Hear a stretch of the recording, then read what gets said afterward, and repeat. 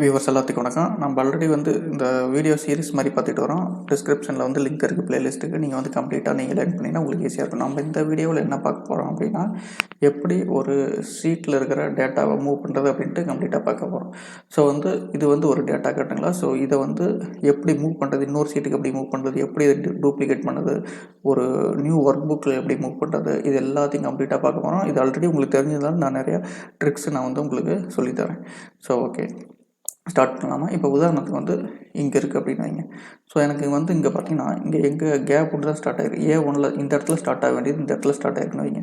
So நான் இதை எப்படி மூவ் பண்ணலாம் அப்படின்னா, ஷிஃப்ட்டை ப்ரெஸ் பண்ணி எல்லா டேட்டாவையும் செலக்ட் பண்ணிக்கோங்க. எது வரைக்கும் இருந்தாலும் சரி செலக்ட் பண்ணிக்கோங்க. செலக்ட் பண்ணிட்டு விட்டுருங்க ஷிஃப்ட்டை விட்டதுக்கப்புறம் பார்த்தீங்கன்னா இந்த ஏரோ இருக்குது பார்த்தீங்களா, இதை இந்த இடத்துக்கு கொண்டு போனீங்கன்னா ஆட்டோமேட்டிக்காக இது சேஞ்ச் ஆகுது பார்த்தீங்களா. சேஞ்ச் ஆனோடனே வச்சுக்கிட்டு கிளிக் பண்ணிட்டு ட்ராக் பண்ணி எங்கே வேணாலும் கொண்டு வச்சுக்கலாம். எந்த இடத்துல வேணாலும் கொண்டு போய் டேட்டா வச்சுட்டு அப்படியே விட்டுடலாம். இப்போ நான் விட்டுட்டேன். இங்கே பாருங்கள், ஆட்டோமேட்டிக்காக இப்போ இந்த இடத்துக்கு வந்துடுச்சு. ஓகேங்களா.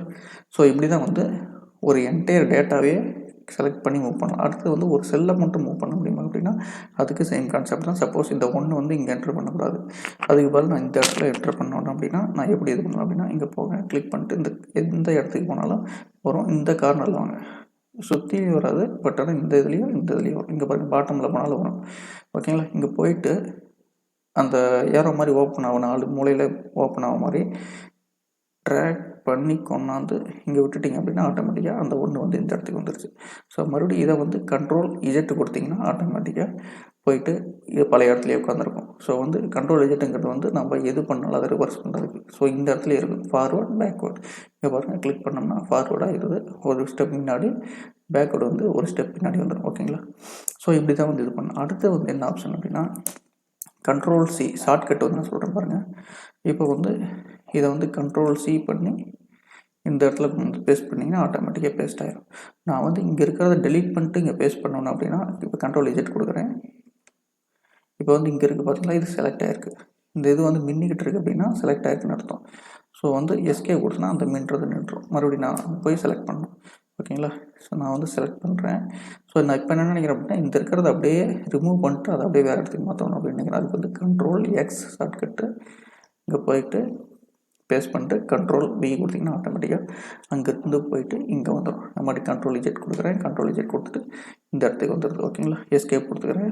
காப்பி செலக்ட் ஆன ரேஞ்ச் இதாக இருக்குது. ஸோ இப்படி தான் இது பண்ணணும். அடுத்தது பார்த்தீங்கன்னா, இதை ஒரு சீட்டில் இன்னொரு சீட்டுக்கு மூவ் பண்ணணும் அப்படின்னா, அது இது நான் ஆல்ரெடி சொன்ன மாதிரி ஒரு எக்ஸல் இந்த புக் ஒன்றுங்கிறது ஒரு எக்ஸல். அதுக்கு பக்கத்தில் எத்தனை சீட் வேணாலும் ஓப்பன் பண்ணலாம். நான் இப்போ இங்கே இந்த கார்னர் பாட்டம் ப்ளஸ் அப் சைனை கிளிக் பண்ணேன் அப்படின்னா ஆட்டோமேட்டிக்காக ஒரு புது சீட் ஓப்பன் ஆகிடுது. கட்டுக்கலாம். ஸோ நான் அங்கே இருக்கிற டேட்டாவை இந்த இடத்துக்கு உண்டானேன் அப்படின்னா என்ன பண்ணணும் அப்படின்னா, இங்கே போயிட்டு யூஸ்வலாக எப்படி இது பண்ணுவாங்க அப்படின்னா, போயிட்டு எந்தளவு டேட்டா வேணுமோ செலக்ட் பண்ணிட்டு கண்ட்ரோல் சி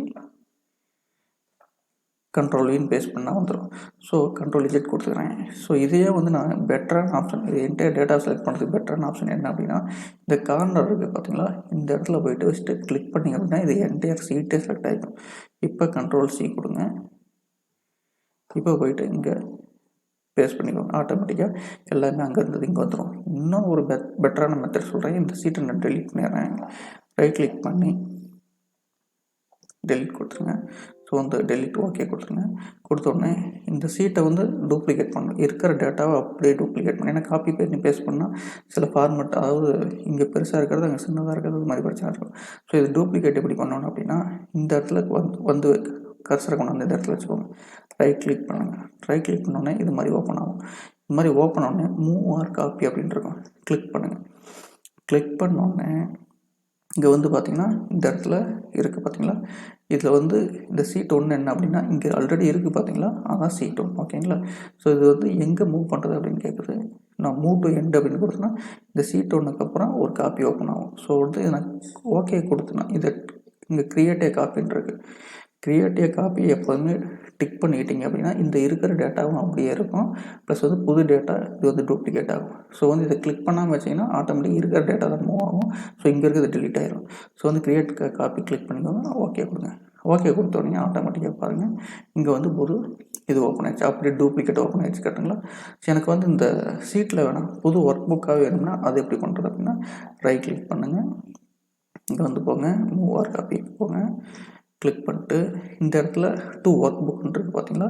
ஸோ இது வந்து ஆல்ரெடி எத்தனை ஒர்க் புக் இருந்தாலும் இந்த இடத்துல டிஸ்பிளே வரும். இப்போ ஒரே ஒரு ஒர்க் புக், இந்த புக் 1 அப்படிங்கிறது மட்டும் தான் ஓப்பனில் இருக்கிறதுனால புக் 1 மட்டும் காட்டுது. நியூ ஒர்க் புக் காட்டுது. நியூ ஒர்க் புக்னால் என்ன ஆகுதுன்னா, இதை கிளிக் பண்ணிங்க அப்படின்னா புதுசாக இதே மாதிரி ஒரு எக்ஸலில் வந்து புதுசாக ஓப்பன் பண்ணி அந்த இடத்துக்கு மூவ் பண்ணும். இங்கேயும் கிரியேட்டாக காப்பி கொடுங்க, ஓகே கொடுங்க. ஓகே கொடுத்துட்டு ஆட்டோமேட்டிக்காக இப்போ பாருங்கள் புக் 2 அப்படின்னு ஓப்பன் ஆகி அந்த ஆல் டேப் கொடுக்குறேன்.